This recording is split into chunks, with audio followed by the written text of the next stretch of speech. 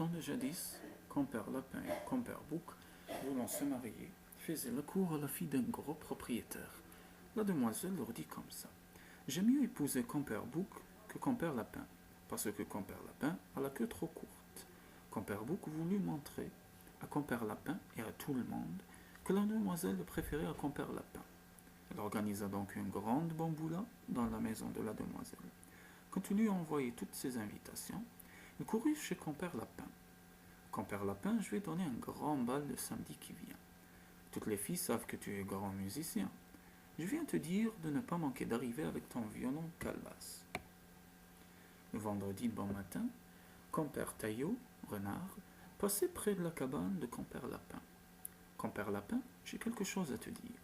N'en parle à personne, parce que les affaires de moutons ne regardent pas les chèvres, il pourrait m'en arriver malheur. Mademoiselle a dit qu'elle aurait bien voulu se marier avec toi, mais que tu avais la queue trop courte, et son papa lui a dit qu'elle ferait mieux de prendre compère Bouc, parce qu'il était plus gros monsieur que toi. Merci de ce que tu me dis, compère Renard, je n'en parlerai à personne. Compère Renard continua son chemin. Compère Lapin ouvrit son armoire, prit son joli chapeau, sa culotte du dimanche, il s'habilla bien faro, puis il se rendit à la maison du gros propriétaire. Mademoiselle lui dit: Compère Lapin, ne manquez pas de venir demain soir avec votre violon calebasse pour jouer un joli rigodon. N'ayez pas peur, mademoiselle, je viendrai assurément, mais je puis venir à pied. Compère Bouc, qui fait son malin, était le cheval de mon grand-père. Je monterai aussi sur lui, vous verrez cela. Mademoiselle resta la bouche toute grande ouverte, tant elle était surprise. Vers midi, compère Bouc passa près de la cabane de compère Lapin et le vit qui mangeait des gambos. Eh bien, compère Lapin, tu t'apprêtes pour ce soir? Oui, compère Bouc, je suis aise de te voir pour te dire de venir me prendre. Nous irons ensemble. Au soleil couché, compère Lapin vit arriver compère Bouc. Il se jette aussitôt dans son lit. Compère Bouc arrive tout près et entend Lapin qui crie: Bon Dieu, Seigneur! Vierge Marie, je vais mourir. Compère Bouc cogne à la porte. Pam, pam. La mère de Lapin vient ouvrir. Monsieur Bouc, mon pauvre garçon, a mangé trop de gombo. Il a la colique. Compère Bouc se dit comme ça: Si compère Lapin ne vient pas, tout sera perdu. Il faut que je l'emmène. Il entre dans la cabane, il trouve compère Lapin qui se tord dans le lit. Compère Lapin, je t'ai déjà dit qu'il n'y avait pas de bamboula possible sans toi. Si tu veux, je te porterai sur mon dos, la moitié du chemin.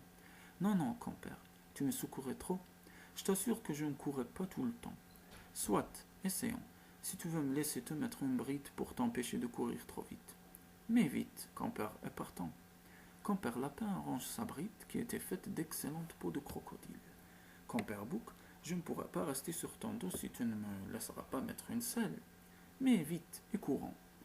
Compère Lapin sangle bien la selle et il prend ses éperons avec son fouet. Que veux-tu faire avec ça, compère Lapin? C'est pour chasser les mouches avec les dents qui voudraient te piquer. Compère Lapin monte sur la selle et les voilà partis. À mi-chemin, compère Bouc trotte un peu. Lapin fait semblant de crier: Aïe, aïe, compère Bouc, tu m'avais promis de ne pas courir. La maison de la fille était de l'autre côté de la rivière. Compère Bouc porta Lapin jusqu'auprès du pont. Arrivé là, Bouc voulut s'arrêter. Lapin lui dit: Je t'en prie, compère, porte-moi de l'autre côté, je me sens mieux, mais je ne suis pas, je ne puis marcher encore. Arrivé au bout du pont, compère Bouc dit à compère Lapin: Descends vite avant qu'on nous voie. Non, mon compère, j'ai un trop bon cheval pour courir à pied. Et compère Lapin enfonça ses éperons dans les côtes du bouc et le frappa du fouet. Pau, pau, pau.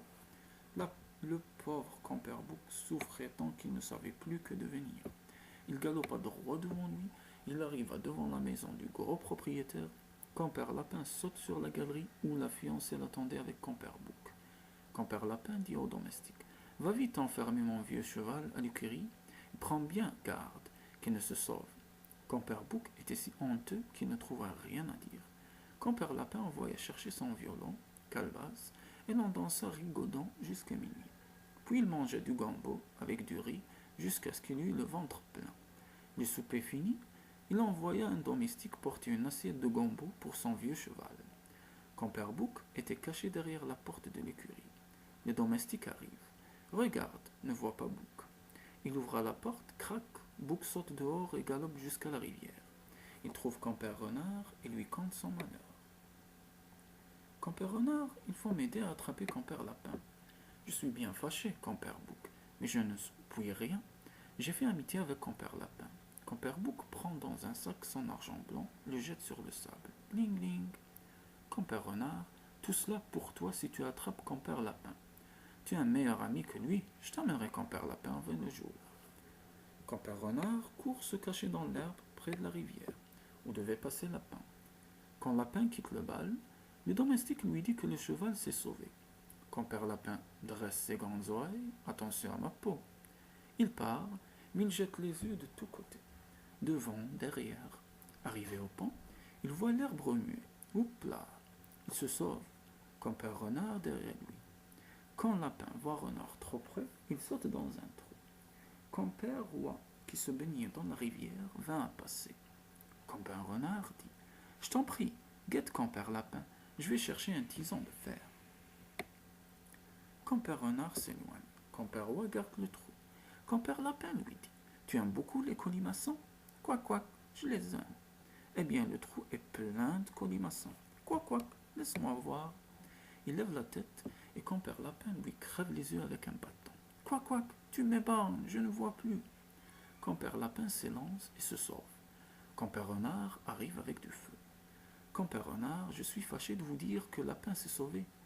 Compère Renard fut si en colère qu'il mordit la queue de Compère Roi, qui s'envole et laisse sa queue dans la gueule du renard.